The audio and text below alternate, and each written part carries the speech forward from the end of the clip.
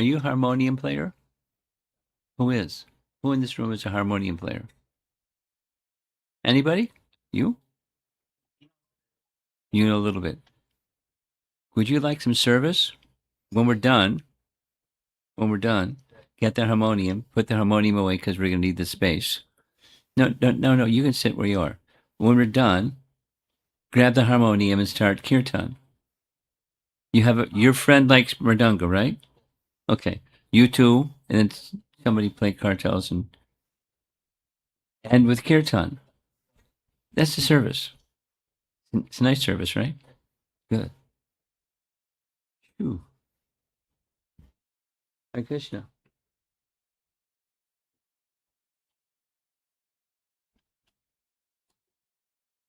Okay.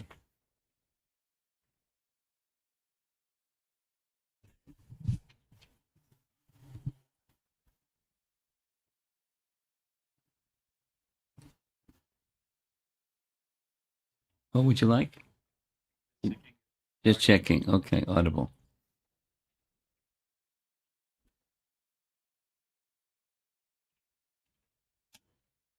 One other small item. This is your home, right? Could you do a little traffic control? At some point in time, new people are going to come in and want to sit right where everybody do a little traffic control. You know what I mean? I've been through this a few times.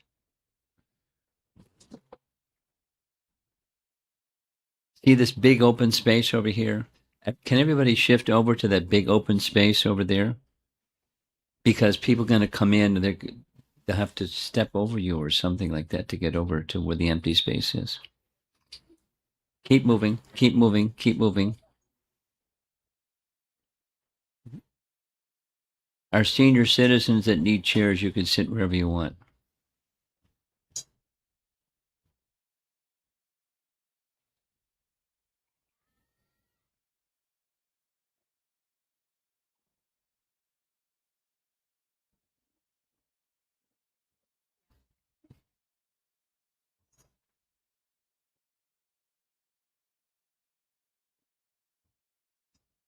What's your name?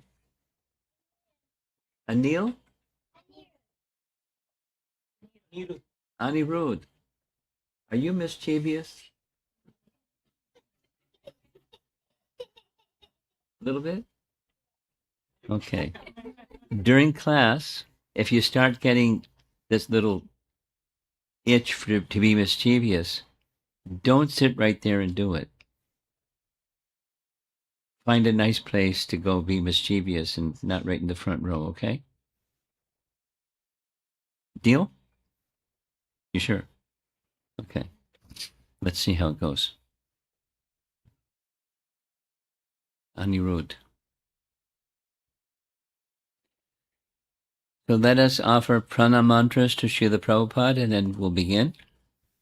Nama Om Vishnupadaya Krishna Prestaya Bhutale Shrimate Bhaktivedanta Swamin Iti Namine Namaste Saraswate Deve Gauravani Pracharine Nirvisesa Sundhavade Paschatya Desatarine Jaya Sri Krishna Chaitanya Prabhu Nityananda Shri Advaita Gadadhar Shivasadi Gaura Bhakta Vrinda Hare Krishna Krishna Krishna Hare Hare Hare Rama Rama Rama Hare Hare.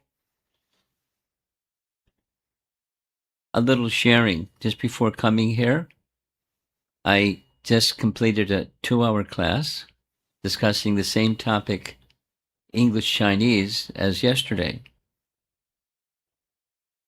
And a few things. One is the same questions that came up yesterday came up, the last 2 hours. Same questions. And now I just have to take those same documents that were circulated to all of you and have them translated into Chinese. One of the questions was,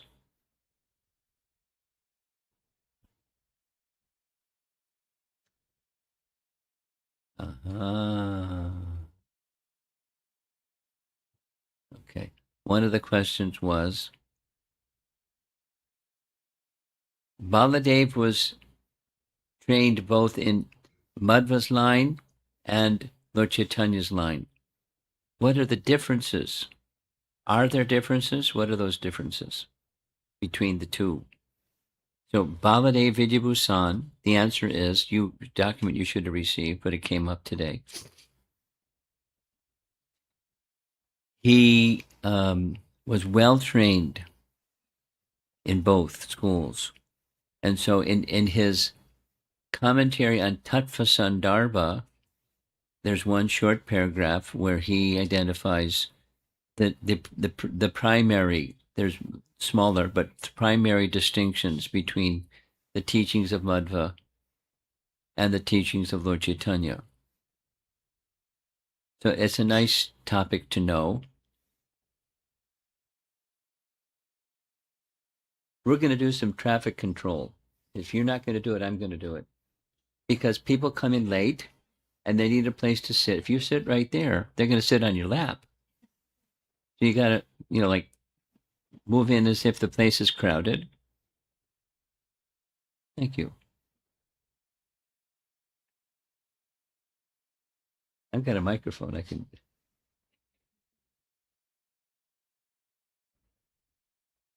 Okay. And then another question came up.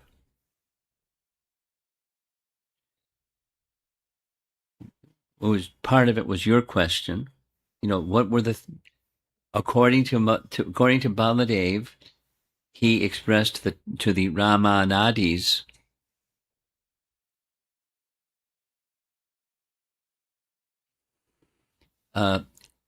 you were questioning the propriety of Radha being worshipped by the side of Krishna, and I have addressed that in my commentary on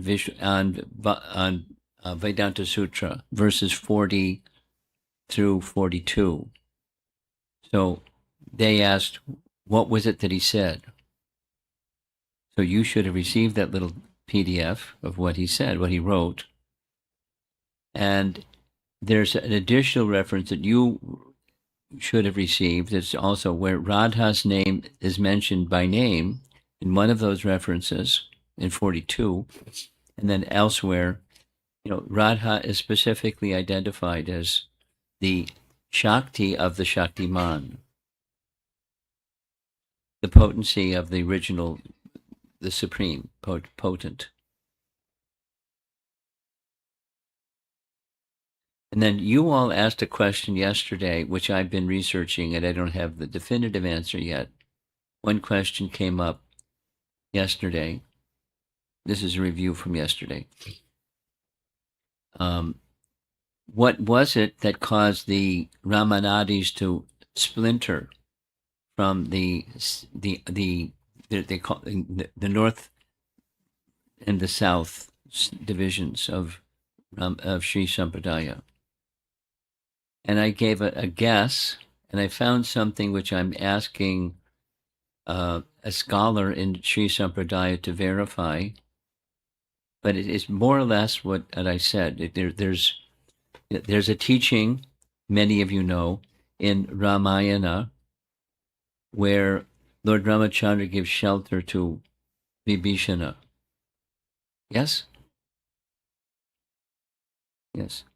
So, just once is the statement. And so that's an issue. Is it just once or is it ongoing? Submission, prapati, surrender. So it gets a little more elaborate. Is there a little more elaborate means is it grace or is it sadhana plus grace? Got it? And so they're two different views, and they dispute it. and they split.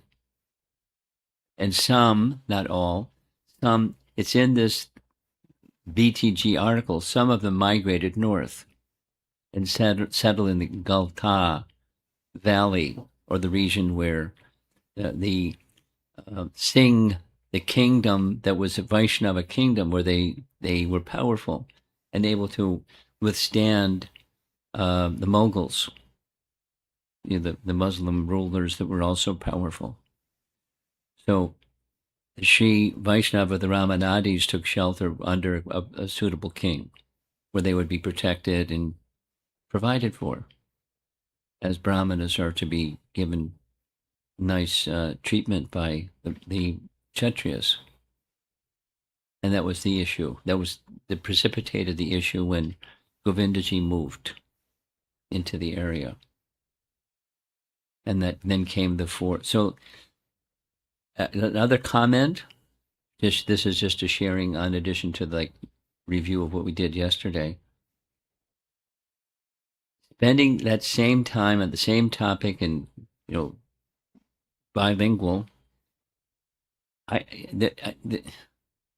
left that experience feeling, wow, the personality is such an elevated personality. I mean, one of the questions was, what were his prayers for the prayers that he offered to Govindaji? What was in his prayers? Is there some record of his prayers? There's no record of his prayers that I know of. But he appeared to him and spoke to him, and in his commentary, he's just writing what Govindaji dictated. He's like Ganesh, just writing what Vyasadeva says, writing the Vedas.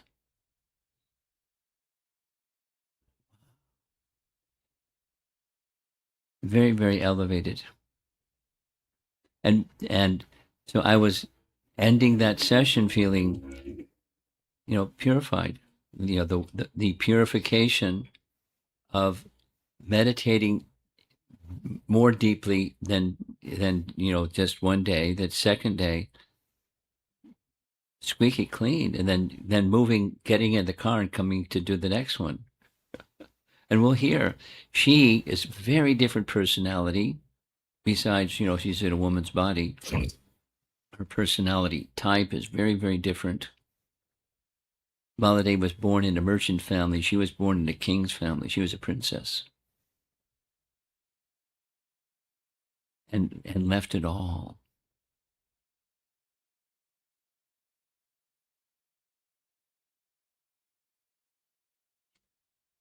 It's certainly a teaching that our founder Acharya gave to us as a teaching of Vaishnavism.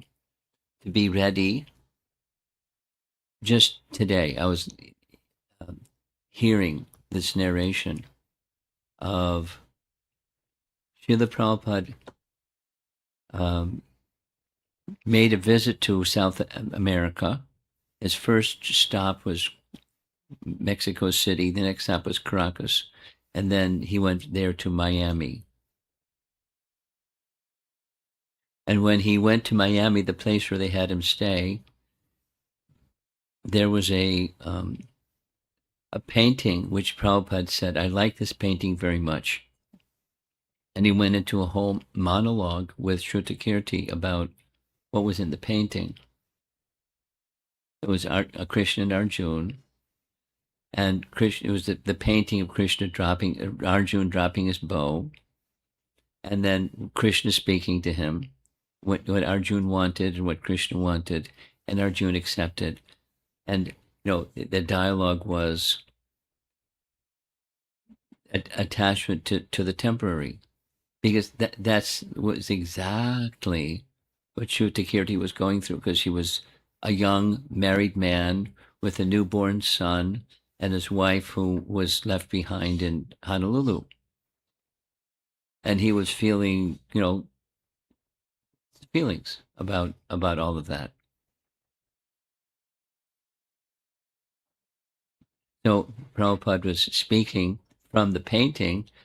Shrutakirti took it that he was instructing him for his specific circumstance to stay with him He didn't, but not telling him to stay with him, just preaching, to being ready. If you sit right there, we're going to have a problem. You know what the problem is? People will want to sit on your lap. So you have to move over.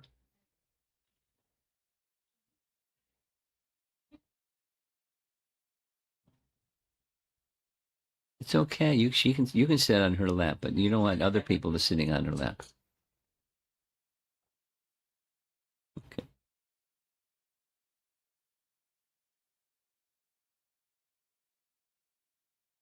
I guess there's advantages and there's disadvantages to being around for a while. For being around for a while, there's certain thing that Indian audiences do. A handful are on time, and thank you very much for being on time. And then people straggle in when they, according to their, and it doesn't matter the day of the week. It's not work. It's not work. It's just habits. Come late. And when it's time for Prashadam, by that time, the place will be packed.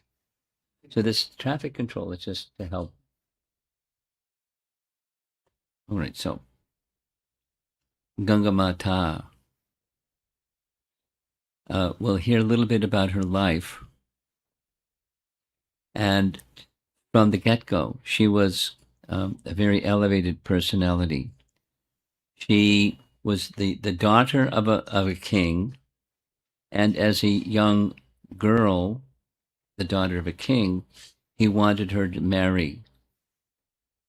She told her father, I don't want to marry anyone that will die. That means it has to be a spiritual personality that doesn't die. There's no such thing. That she's going to not marry.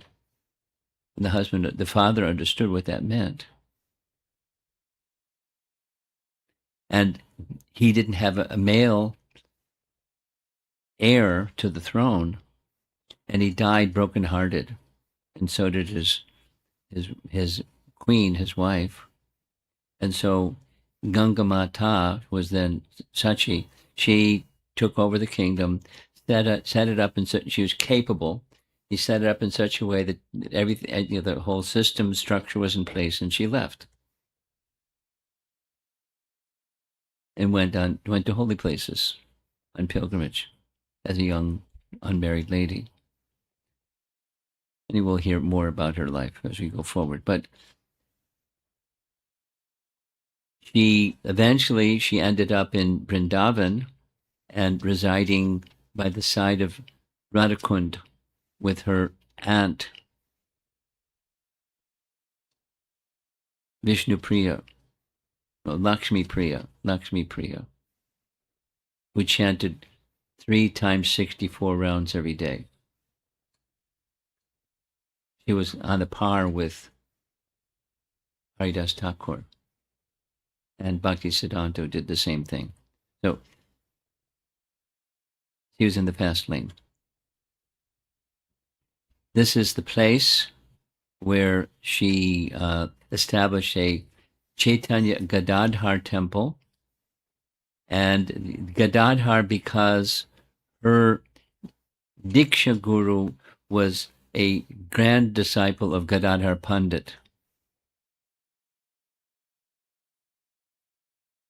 So here's a nice little girl and a nice cow, and this is actual photos of the place where she did her bhajan. And there's some devotees singing bhajan at her place where she did bhajan. It is a celebrated place. It's a sanctified place where she stayed and did her bhajan for quite some time. These are deities on her altar. We're going to see the image change a little bit. This is a close-up of her deities. Chaitanya Gadadhar deities and the Govardhan Shilas that she also worshipped along with Chaitanya Gadadhar. So if you go to Radhakund, you'll have to search around a little bit because it's not in a prominent place, but her place of worship is here. So her name was Sachi, as the son of a king, Puntia was the place. It's a kingdom within today's Bangladesh. And her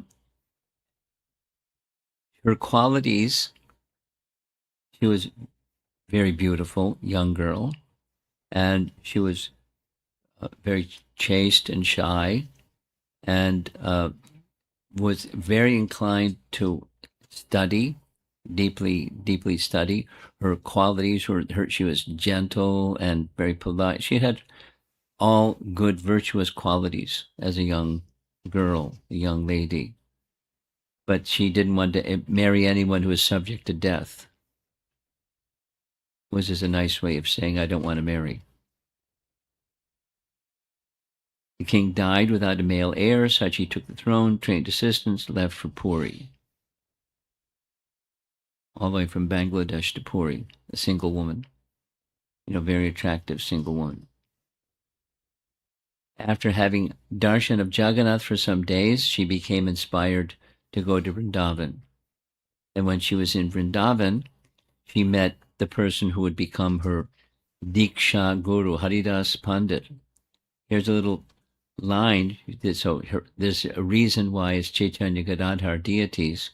Gadadhar Pandit, one of the principal associates of Chaitanya Mahaprabhu, he had a disciple whose name was Ananta Acharya, and according to Gaura Gonadesh Dipika, in Krishna Lila, Ananta Acharya was Sudevi. So Gadadhar Pandit had a disciple, Ananta Acharya, who was Sudevi. And Ananta Acharya had a disciple named Haridas Pandit. And Haridas Pandit had two principal disciples, Lakshmi Priya, 3 times 64 rounds every day was her quota. And she had a niece who later became Gangamata, and we'll hear the story of how she got that name. But her name, when she received Diksha, was the same as it became Sachi Devi. Sachi became Sachi Devi. And together, Haridas Pandit assigned them to reside together. But it didn't start that way. Here's where it started. Sachi, became spiritually very attracted to the qualities of Haridas Pandit. But Haridas Pandit understood, here's this princess. She has the demeanor of a princess. She has the effulgence of a princess. She has the ornaments and garments of a princess. She's a royal lady. And a royal lady here in Vrindavan, it doesn't go well together. So he requested her to simplify her lifestyle and live by Madhukari. So she's a princess now doing Madhukari. So no problem, because she was inclined to renunciation in any case. So for a full year, she removed her ornaments, removed her attire, her fancy clothing, and just accepted the cloth of a Madhukari mendicant, and lived that way, cloth outstretched and accepting alms from whoever the poor people, the people of Vrindavan, would give her, and that's how she sustained her life for 1 year. Understanding it was a way that Haridas Pandit wanted her to deepen her humility and deepen her renunciation and her character. It's a nice training. I'm going to share a little personal story. A few years ago, once upon a time, I was a new devotee. And before I was a new devotee, I was on a path to become a medical doctor. And, I was good in school and blah, blah, blah, blah, blah. So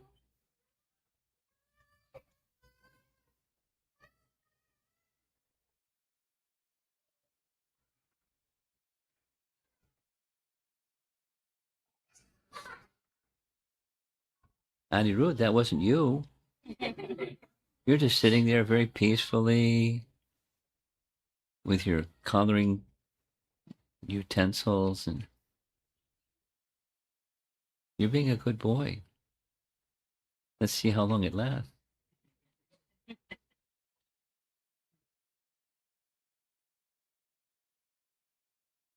No, it's a long story. To make a long story short,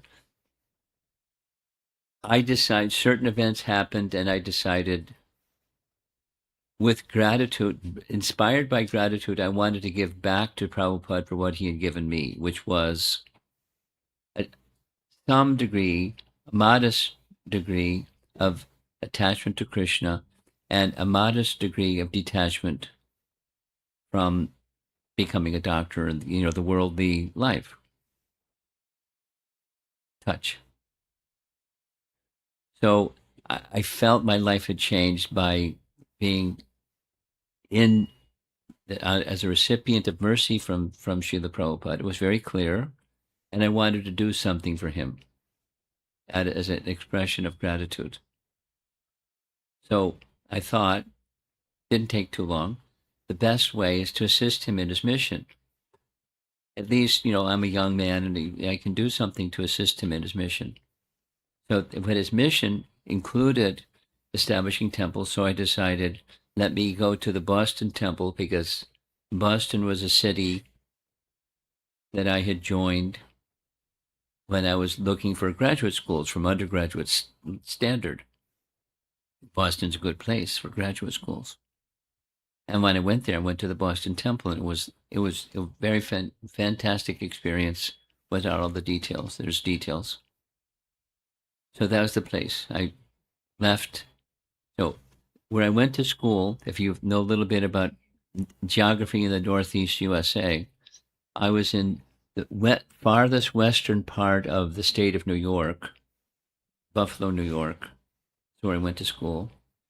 And then to go all the way across to the East Coast to Boston. It took the whole day. So I left early in the morning in my little Volkswagen Bug and drove all day long on a Sunday morning to get there in time for the Sunday feast. I was exhausted and hungry and tired, and because I had been there before, they recognized me, and when I walked in the door, said, "Hey, can you do a little service? We have a lot of pots to wash. Can you wash some pots?" So I ended up being a pot washer for a month. There's details and details. But afterwards, I understood what was going on. What was going on was Krishna was helping me to become humble. Instead of thinking, I was thinking, just humble service. There's details. The details are very nice, but at the end of the first month, somebody tapped me on the shoulder and said, "Guess what? We have a replacement pot washer. Would you like to go on Sankirtan with the devotees every day?" That was the end of my pot washing stint. But it was for purification. I didn't do it for a whole year. She did it for a whole year. A princess doing madhukari, just begging for whatever people would give from the goodness of their heart for a year. And when Haridas Pandit saw progressively her heart and her commitment, her dedication, and her humility, he decided to give her diksha, which is what she was hoping for. And so he gave the 18-syllable mantra in the Govindaji temple. The Govindaji temple is not right by Radhakund. It's some distance away, but of course in Vrindavan. And then after her diksha, for another full year, she continued the same lifestyle. It wasn't like, I'll do this for a while and then I'll get, an upgrade or something. That was she accepted it. It became her way of life for the rest of her life. A young lady. And after some time, Haridas Pandit had a second disciple, Lakshmi Priya, who was his disciple and also Sachi's aunt. I don't know exactly the father's sister or the mother's sister, but her aunt. And she became Haridas Pandit's disciple. And he sent them together to live together at Radhakund. So then she became Radhakund Vasi. But Sachi became Radhakund Vasi. And they're together for several years, living with Lakshmi Priya, performing this high standard chanting of japa and doing Govardhan Prikrama every day. And this went on for 3 years, several years. And Haridas Pandit then saw she's a qualified personality, a princess now becoming a Vaishnavi. So he sent her to Puri. She had already visited Puri, but he knew, Haridas Pandit knew, that the house of Sarvabhauma Bhattacharya had been very much neglected and deteriorated. So what you see on the right side, that's the Sadbhuj form that's kind of like a bas-relief carving on the side of the wall. And then there's a Damodar Shila that was worshipped by Sarvabhauma Bhattacharya, and both were just sitting there. And she was left with the service of restoring a Damodar Shalagram Shila. There's in that little red cloth in the center on a little table. That's it. So what if you're a single lady and given the assignment by your guru to restore the deteriorated house of Sarvabhauma Bhattacharya, because all the Lord Chaitanya's principal associates were gone, a few generations of being gone. So everything had gone down. It was dilapidated, his place, but it was known where the place was, so she was requested to restore it. So she restored it in 2 ways. The one principal way was she, being now very trained by Haridas Pandit, she began giving Srimad Bhagavatam class on a daily basis. And because she was so spiritually elevated in many ways, that there was quite an audience that came every day. And one of those persons that came to the audience every day was the king. She, at a certain stage, still as a young lady, she accepted Kshatriya sannyas. Now, sannyas, she didn't become a sannyasi because she's a lady, but she took the vow that she'll never leave the Dham. One of Chaitanya Mahaprabhu's associates did like that also, and it became, a problem at a certain point in time. So she maintained her vow, and it becomes an important principle later. The king would often reside in Puri. It's because it wasn't like that was his palace or his kingdom, but it was part of his area of responsibility. And so he came to hear her. And later, there was a certain event that took place where he became her disciple. He became her disciple, the king.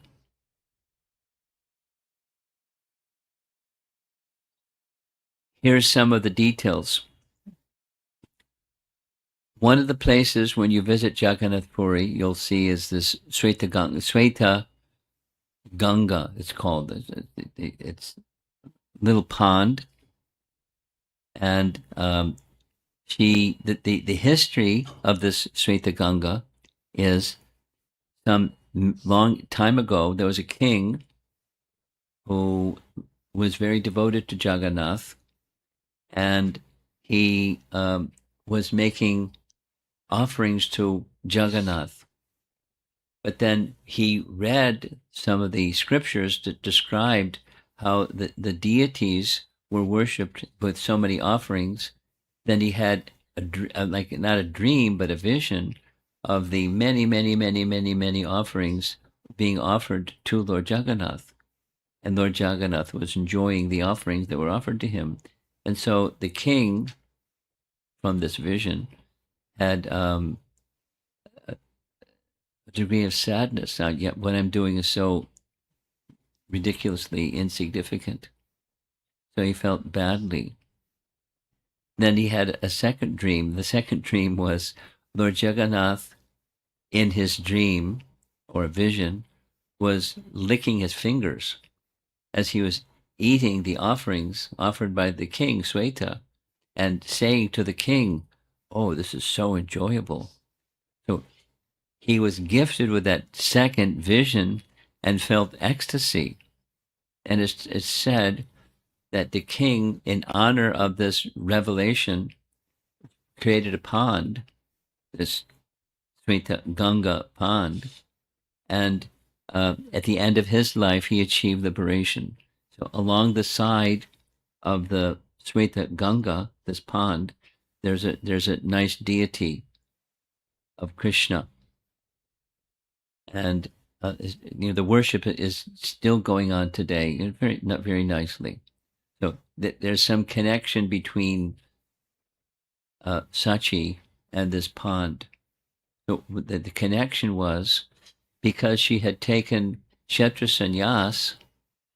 When her friends were encouraging her, there's a certain time of the year where the Mahavaruni, the sacred bath in the Ganges, and when that sacred bath is taken, they were planning to go in pilgrimage where that sacred bath place is taking part, but she couldn't go because she had taken Kshetra Sannyas, a vow, and she keeps her vow. So Jagannath appeared to her in a dream.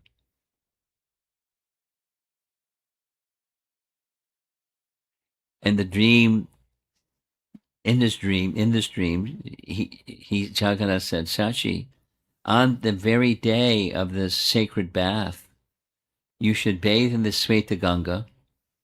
Ganga herself will personally come and join you there. You don't have to go to the Ganga. Ganga will come to you."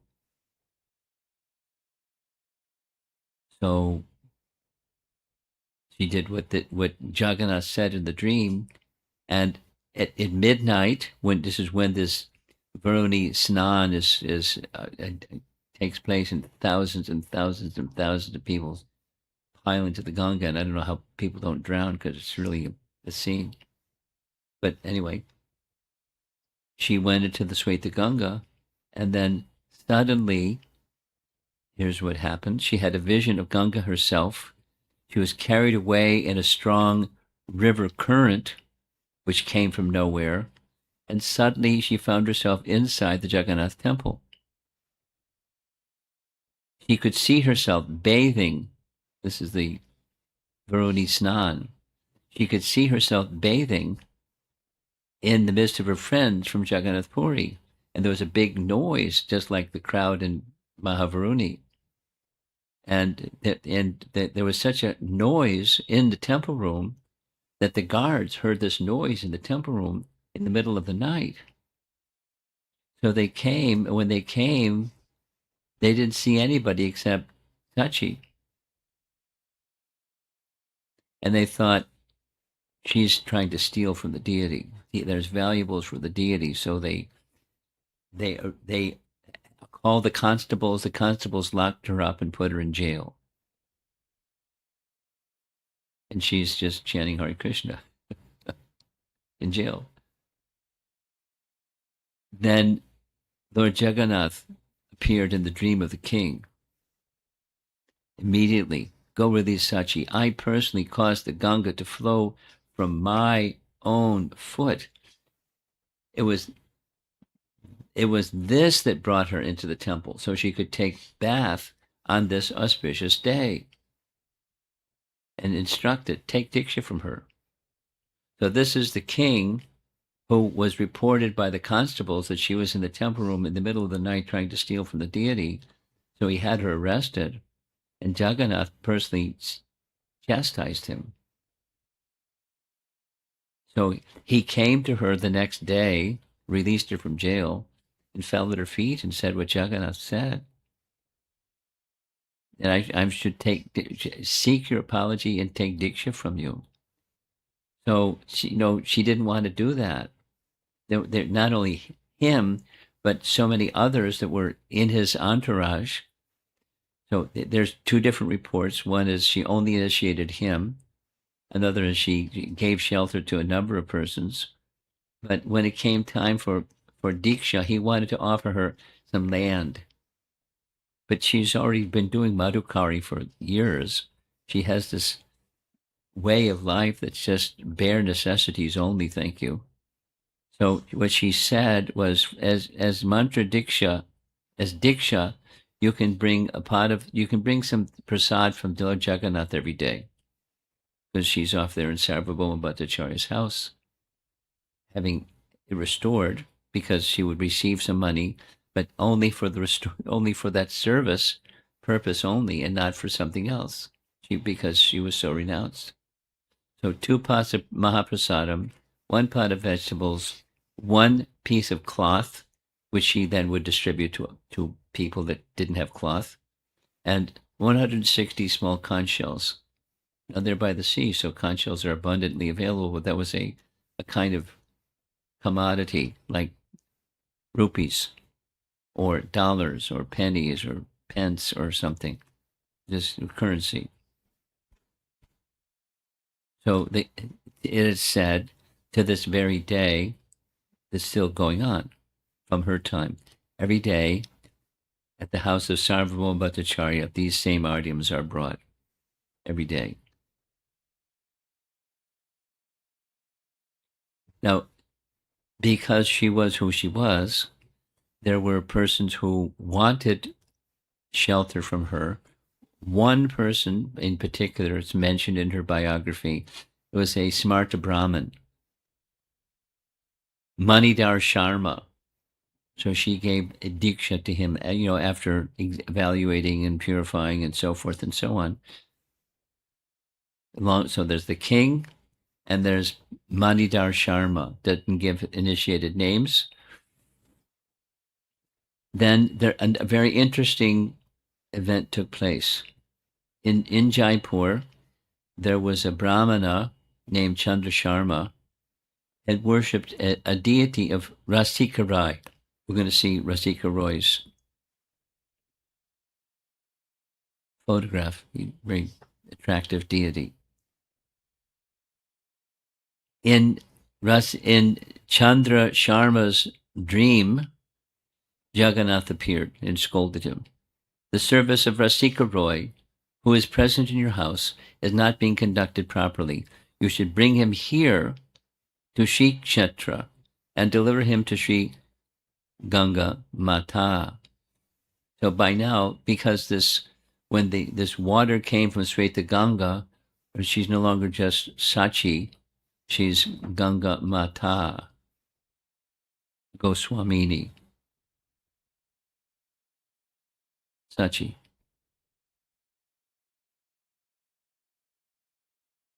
So the Brahmana was very obedient. It's what his deity ordered him. So he brought all the way from Jaipur to Puri to find who this personality was. He'd never met her, Gangamata. He met her, found out where she was, and presented the deity to her. Small deity, as you see from the photograph. But she declined, because the deity is to be worshipped with a certain standard, and she was poor.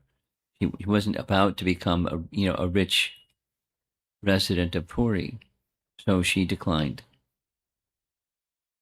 So the Brahmana was disappointed, yet so determined, because the deity gave him an instruction. He left the deity in a group of tulsi bushes and left.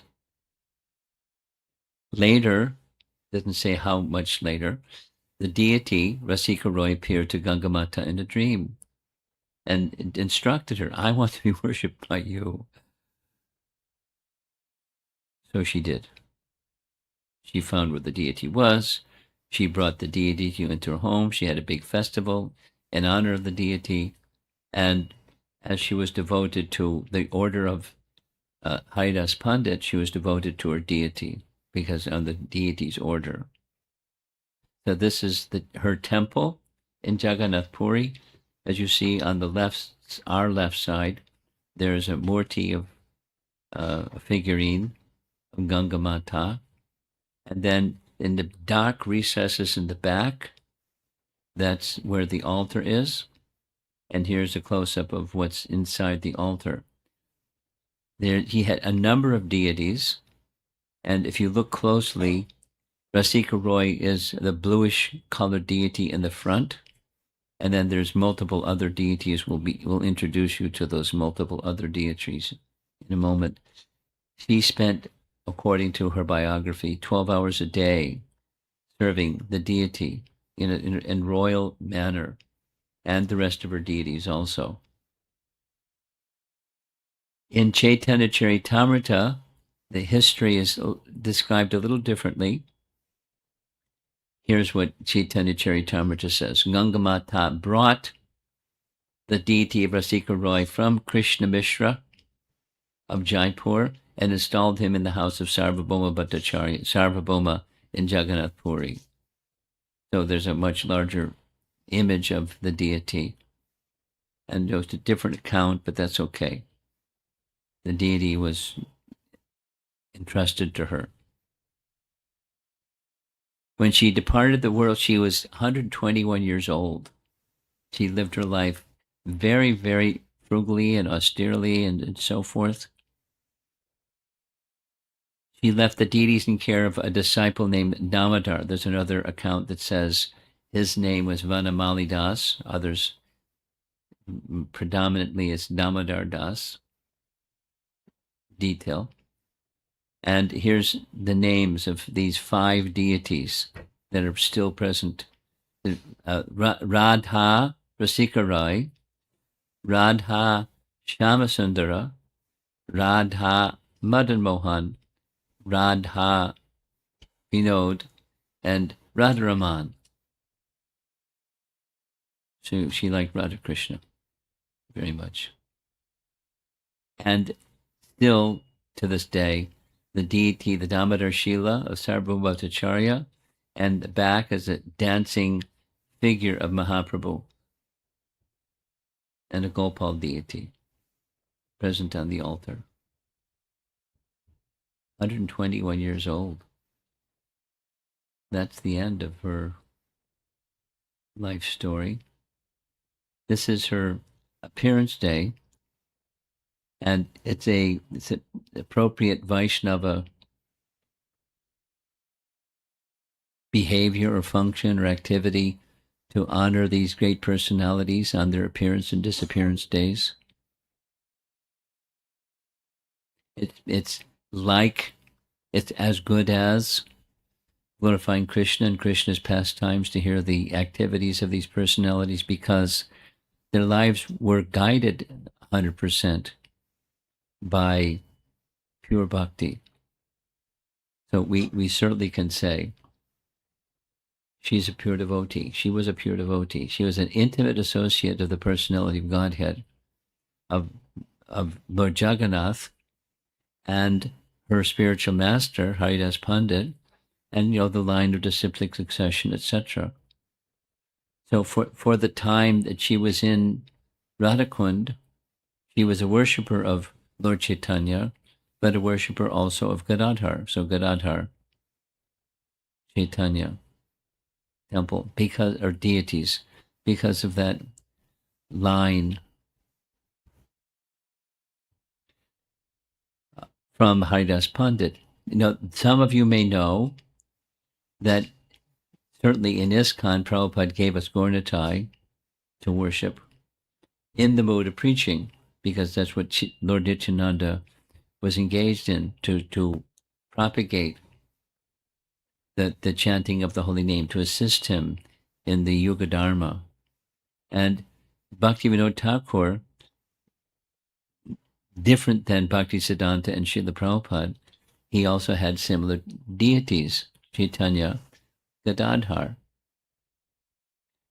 Because the mood of Chaitanya Gadadhar worship is a a cultivation of a certain kind of love for Krishna that Gadadhar Pandit had for Krishna, distinct from the mood of preaching or the outreach or the guru tattva function of giving Krishna to others freely, liberally.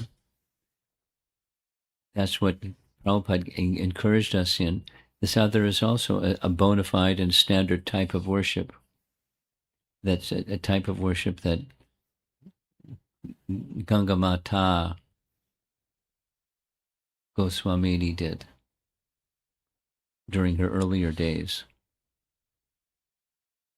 Now, it doesn't say, there's no message that there was that continued worship went on in Puri, but it certainly was there in Vrindavan when she was in intimate association with Haridas Pandit and her aunt, along with chanting of the holy name. But these are extraordinary personalities. They're like otherworldly in their exhibitions and the mercy that they had received in different ways from Jagannath and elevated personalities, entrusted with very responsible service and fastidiously, unflinchingly performed them, even with difficulty, and stayed with it.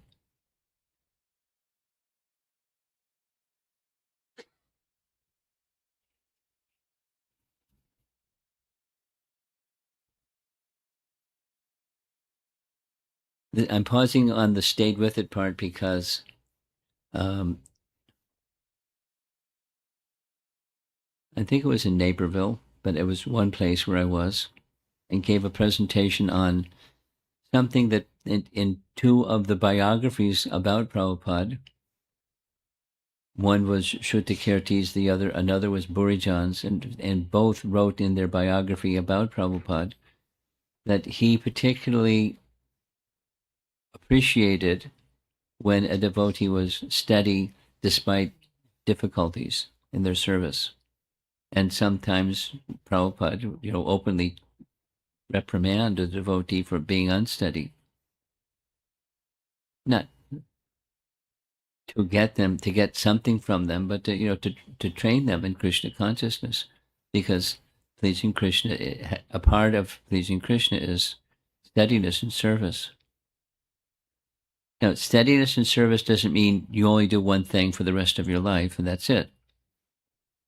Although it may be that's it, but whatever it is, what say principles of sadhana or principles of whatever the principle, in her case, say deity worship, she was fastidious until till when she became so old, she couldn't do Madhukari anymore, and she had this very high standard of worshiping the deities.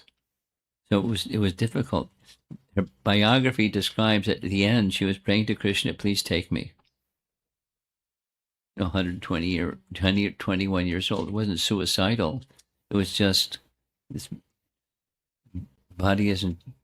It, 21-year-old body is not functioning anymore. Take me. And with a having that adhikar, one's eligible. There's without her having to pray for it. It's certain what's the destination of such a personality. So we're hearing personalities that are like that, sent by Krishna or empowered by Krishna or whatever. The Nitya Siddha or Sadhana Siddha or Kripa Siddha, whatever Siddha, perfected souls. And being mindful of the gift of these persons and the gift that they gave to others, it's inspiring and purifying. So let's see if there's some discussion.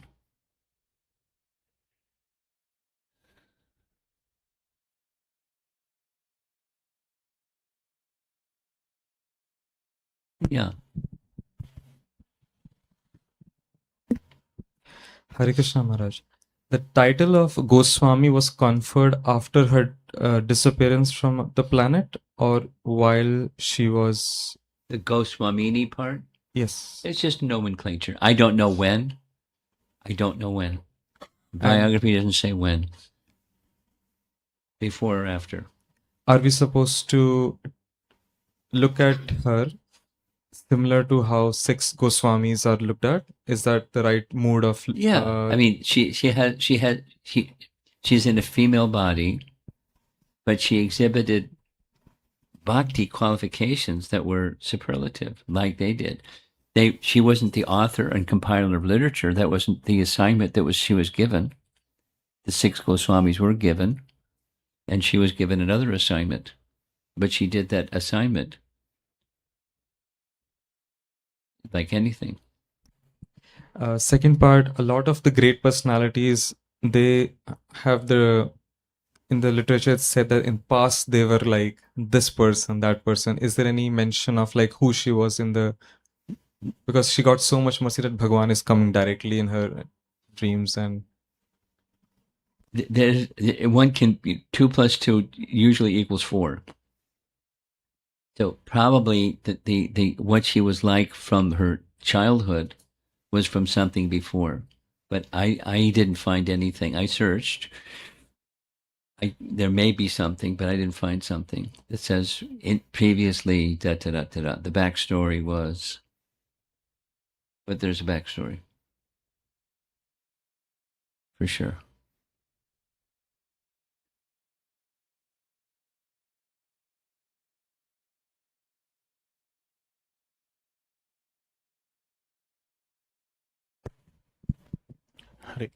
Hare Krishna Maharaj. Yeah.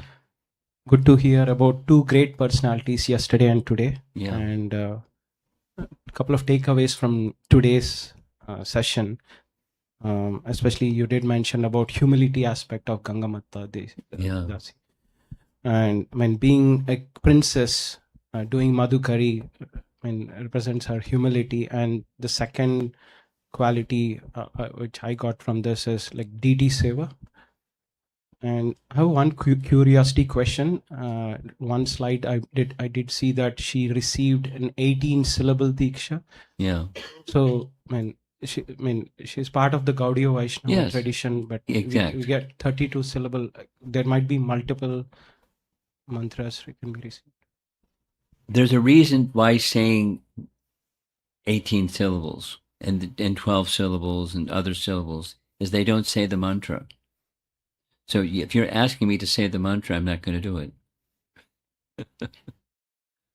But for those who are connoisseurs of various mantras, they'll know what the 18 syllable mantra means.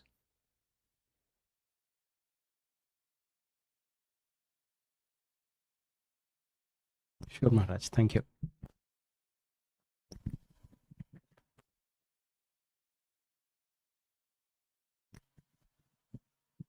Hare Krishna Maharaj.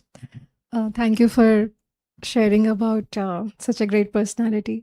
I'm curious about her early life. Like, how come she got so attracted to bhakti when she was a princess, young princess, and like, was there a presence of some saint in her life? Yes.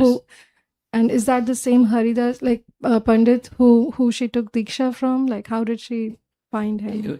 She iron filings in a magnet. That's how they found natural attraction. He to her, her to him. Mainly it was her to him, but then and he did what he did, she did what she did too, because some prior. This is the backstory question. It's not, you're not saying it that way, but that seems like that's what you're asking. From where did this propensity?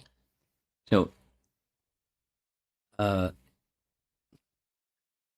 previous lifetimes. In Vishwanath Chakravarti Thakur's commentary on Madhuri Kandamani, the same topic as yesterday. The affinity for bhakti arises, or the the capacity to be responsive when sadhu sangha comes along, and sadhu sangha then blossoms when in the association of sadhu, is because there's something that's there already. And that something that's there already is prior sadhu sangha. So some bhakti deposits have been made. So he Vishwanath uses the term Agyata Sukriti, and often Agyata Sukriti often is equated to past piety, Sukriti, and material piety. But it's not. He specifically says it's not that kind. It's the kind it is past contact with devotees who are carrying bhakti, and then some little service, some little service, some little service, some little service, or association or something.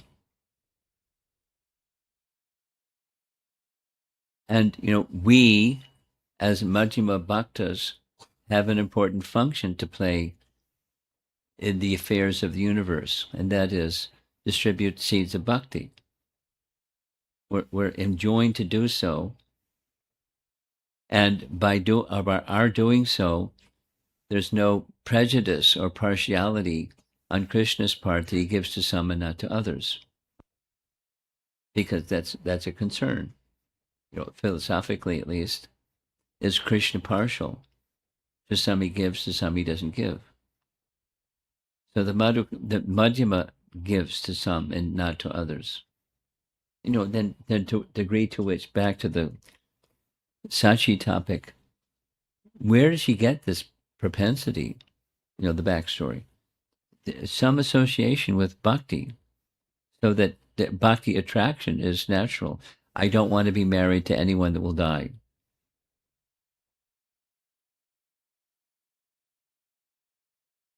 And then she goes to Puri, and then Jagannath, and then to Vrindavan. It doesn't say in her biography why she went from Puri to Vrindavan. Maybe she meant some Vaishnavas in Puri that said Vrindavan. So, then, some people hear and don't do, and some people hear and don't really hear. That was another question that came up in relation to when Baladev spoke the message from Vedanta Sutra to the Ramanadis. What was the response? So there's a whole series of possibilities of responses, depending upon receptivity, etc. So in her case, it was quick. And then, so the Vairagya was also quick. In some persons, it's not so quick. That's okay. Speed is not a race to who's going to cross the finish line first. It's a principle, and she had a lot of equity within her, and she was able to do what she knew her spiritual master wanted of her, and so that's what she did, and she amply reciprocated with from her spiritual master, more than just giving her a nice service to do. He gave her association of someone who she could be in the company of, and who was chanting 3 lakhs of rounds every day. I mean, special personality, both. Agyata Sukriti.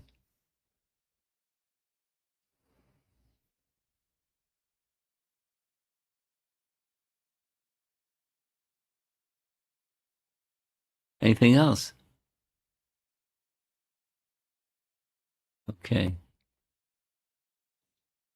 Yeah? Really?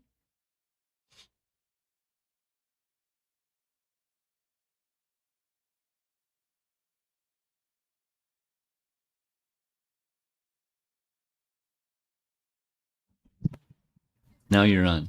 You're on. Hare Krishna Maharaj. So you mentioned that Gangamata Goswamini asked asked for the piece of cloth and then the prasad. So you said that even after she passed away, You said what? you mentioned that even after she passed away, they kept offering it at that place. So where did the food go? Did they have an idol of her, or Oh, she was frugal. She ate very little. She distributed the rest. no? Like you said that after even her departure, like when she left the body, they kept offering it. I don't know what happens. I don't know what they do with it. It depends. It probably from generation to generation it changes too. Some people are greedy. Some people are very compassionate, and some people are in between. So I don't know what goes on today. You can send a telegram to the Gangamata Goswamini Mat, and maybe they'll tell you.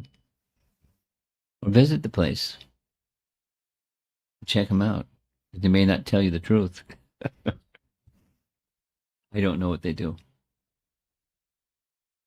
The principle is, an ideal principle is that which is necessity you accept, and the rest you distribute.